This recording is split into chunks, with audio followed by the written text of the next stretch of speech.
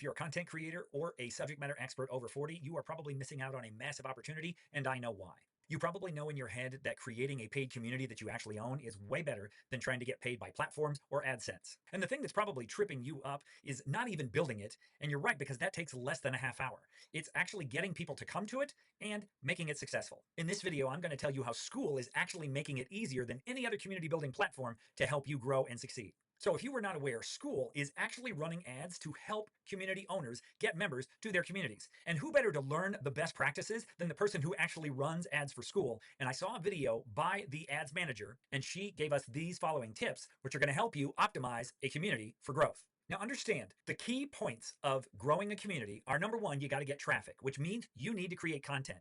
And it's not because that's your sole source, but I'm going to show you how that ties in with Skool's strategy for helping you grow your community as well. And then the other thing is packaging. It's how it looks, because you have to attract people to it. And that's why we're going to show you the 4 main ways that you can do that. So tip number 1 is all about visuals, and that's updating your banner. Now, ideally, you want to validate with ads so you can get sales, and then you can verify that people want what you have. But before you get upset and say, I can't afford to advertise, I totally understand. But if you can't run ads, then you want to update your banner on a weekly basis, because you want to give the algorithm a chance to pull different visuals to show people in ads that Skool actually creates for you. And if you don't know what a banner is, it is this spot right here where people find you. This is what's called a banner. It takes you to a Skool About page. And a Skool About page is where people get the idea of what's inside your community and why they would want to be a part of it. So the first thing is updating that banner. And you can do that with Canva. You could do that with any sort of AI, but you ideally want a smiling picture of your face. You want to call out who the people are that you're trying to reach, and you want to tell them in plain English, 5th grade reading level, what they're going to get by being in your community. And ideally, you want to tell them not only what they're going to get, but how they're going to get it without the thing that they think that they need, that they don't, and that's what's holding them back. Now, back when I started with Skool almost 3 years ago, you had to have a free community, and then you had to have a paid community. There was also not a $9 hobby option back then. So you were paying $99 to have a free community, and then the idea was to get them to convert and up-level paid community. So you were spending $198 out of pocket. But now what Skool has is what we call freemium, or they also have tiers. Tip number 2 from the ads manager was to go from free to paid step by step. If you have a free group, add a paid option. And if you have a freemium, try paid with a free trial. So the idea is a free group is open. But what I've found is that personally tends to attract tire kickers. A freemium group, which is free to paid, is also not that easy, because it's hard to get people to ascend unless you are really, really good at showing them major differences between free and paid. But paid on a free trial, that is the most effective strategy on Skool right now. Now, a recent trend on Skool is to go far and wide to try to help you create visuals. So not only will they use your cover page and all your about page images, but they're actually going to pull from your social media. It was suggested to make sure that you link your socials on either YouTube, Instagram, or whatever other platform, because it helps your brand grow. And Growth Boost, which is the name of the Skool ads program, can help find your content and actually turn your organic content into ads. And when someone sees an ad with your content, and then they go to your YouTube or Instagram and they see that same piece of content, what it does is it validates that they are speaking to a real human being who has content and value to offer.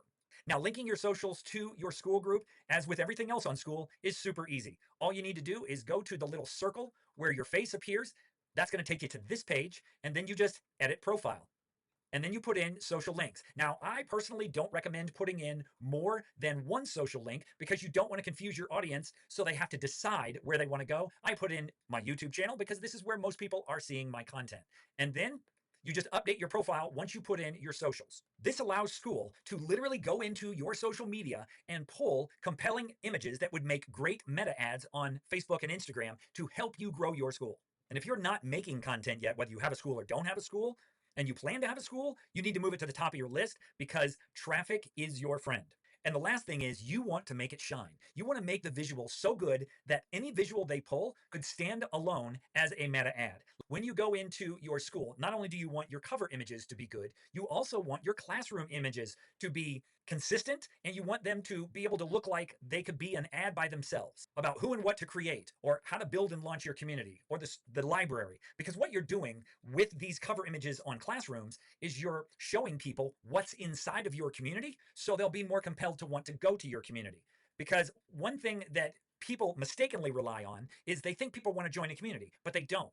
They want what's in the community. They want the benefits, or they want the tangible assets that are inside that community. And if you can show them that with your group or your classroom images, rather, then you're going to give them an idea of what they can expect in there. And another way that I've heard it said is you don't want to invite people to your backyard because nobody wants to come to your backyard, but people would like to come to a barbecue in your backyard. And that's what these images and these classrooms are.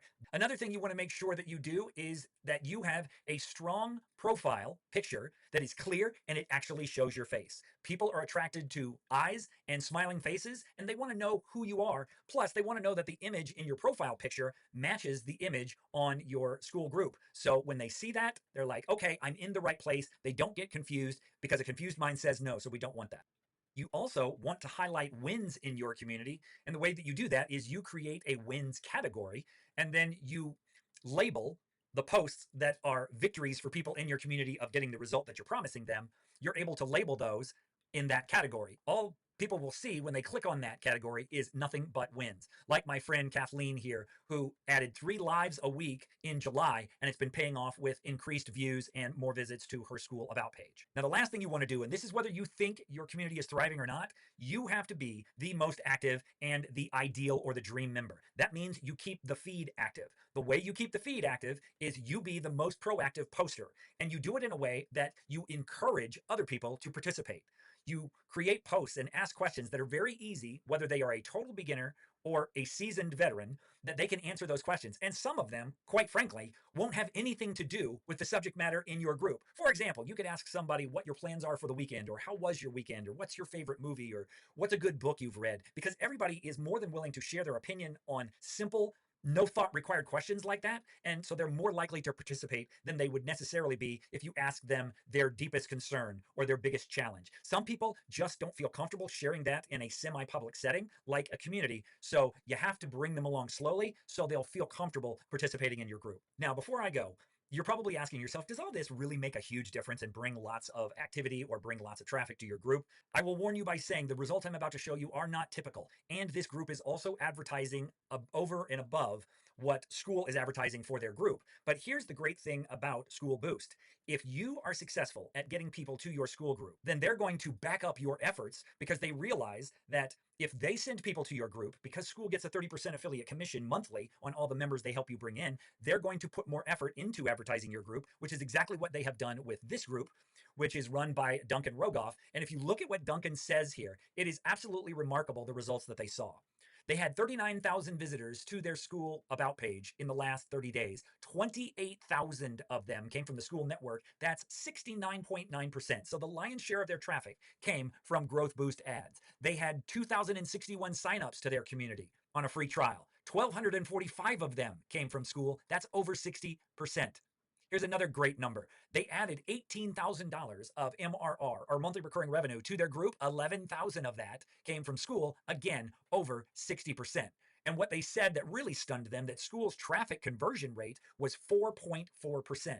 Now, if you're not familiar with how advertising works, 4.4% is 4 times what the average ad conversion rate is on Meta. Most really good ads might convert at 1, possibly 2, but 4.4 is absolutely absurd. And you can bet, because Skool is generating 30% revenue on all those signups, they're going to continue to support that community with more and more advertising. So to quickly summarize everything that we have gone through, it is all about visuals and traffic. You want strong visuals with your banner. You want pretty classrooms that align with each other so they make good meta images for ads on their own. You want to link your socials so Meta can pull out great visuals and great ideas for meta ads for your school. And then you want to show wins, because that is how you get people to realize that your community is worth being a part of and is also active.